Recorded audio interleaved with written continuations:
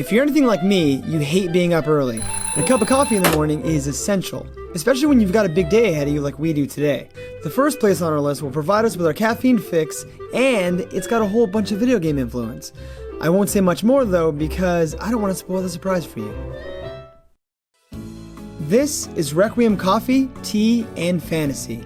It's a fantasy and video game inspired cafe. It has an amazing sci-fi and video game influenced atmosphere, tons of comfortable and creative places to sit, pretty good coffee, and even an area to play video games and watch movies. The food and drink menus also look like inventory screens, which is pretty cool.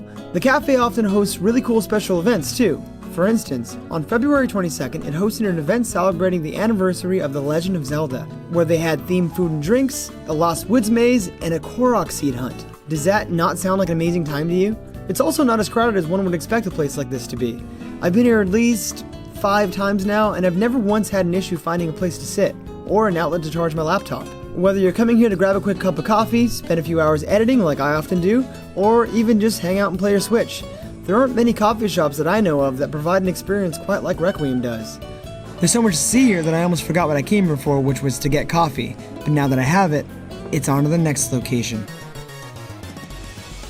If you enjoy video games, comic books, and generally geeky things, and you live in the county of Los Angeles, there's a huge chance that you already know about and love Frankincense. If you haven't heard of Frankincense, then you're in for a good-ass time, because Frankincense is a huge collectible show where tons of vendors sell a variety of different stuff, from trading cards, collectible toys, pro wrestling memorabilia, horror movie stuff, video games, and a ton more. I used to come here a lot as a kid with my dad, and the stuff I'd find here was so interesting that sometimes I wouldn't even have to buy anything. I could just walk around the aisles for hours looking through all the interesting and retro collectible stuff they have on display. I mean, look at this. They aren't even selling anything here. It's just Ronald McDonald chilling out on a bench. And look at this giant Toys R Us sign. Are they selling that thing? Because I'd sell my car to buy that Toys R Us sign. In all fairness, my car probably isn't worth as much as that sign is. They also host events here, and often have meet and greets. The great Stan Lee himself had a meet and greet here years ago. When I was a kid, I waited 30 minutes in line to shake Gary Coleman's hand. Legend.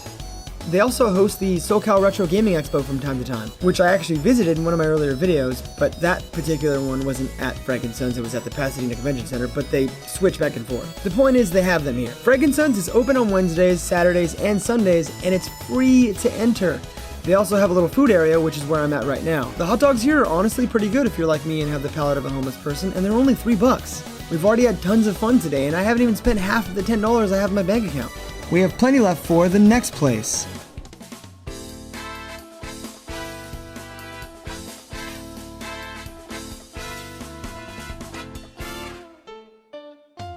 Let's be honest, we're not used to being out this long. I spent an entire day out of my house filming this video, and it sure did make me miss my couch. But that's where this next location comes in. Here at Star Video, you can stock up on video games, cartoons, and movies to watch after a long day out. Star Video is a video store, the last of a dying breed. It isn't just a hole-in-the-wall mom and pop shop either.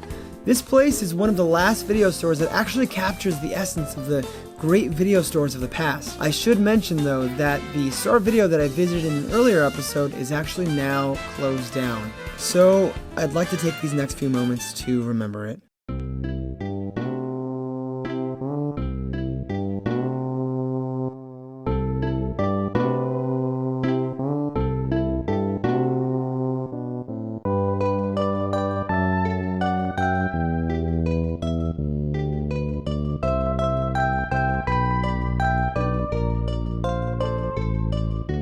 Fortunately, there still are a few Star Videos left around, but there's no telling how much longer we'll have them, so this place on our list is a must visit as soon as possible. Not only does it have a wide variety of horror films, animation, pro wrestling DVDs, and a ton of new releases, it also has video games, which is almost unheard of for video stores these days. It also has a section labeled adult only. I didn't get a chance to go in though because the guy at the counter said I couldn't go in with a camera, but I'm guessing it's where they have the more violent and mature games like Doom or Resident Evil or what. Oh, wait, no. Doom is out here on the shelf, and so is Resident Evil. Anyway, this place is a must visit and membership is free. Alright, now that we've stocked up for tomorrow, it's on to the next and last location on our list.